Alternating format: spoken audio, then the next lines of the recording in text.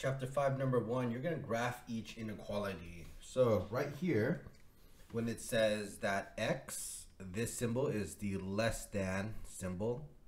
And the way I think about it is this. Do you see how this looks like the letter less than? Do you see that? And this, right, looks like what? Greater than.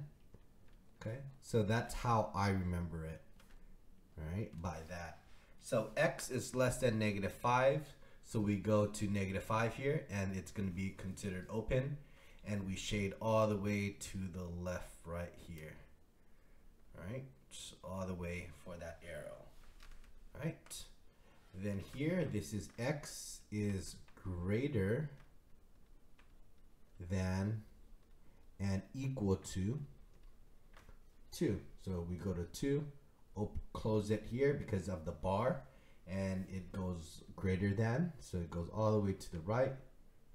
There we go. Okay. Right.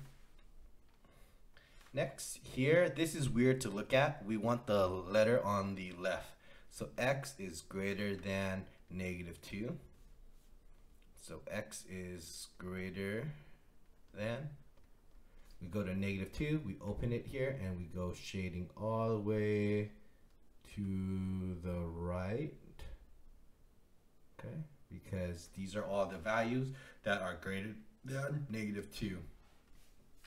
D, here we want to write it with the x in front, so x is greater than 5, so this is the greater than. So we go to 5, we open it, and we go greater than, so it is to the right. And we put the arrow there to indicate those are all the values that are greater than 5.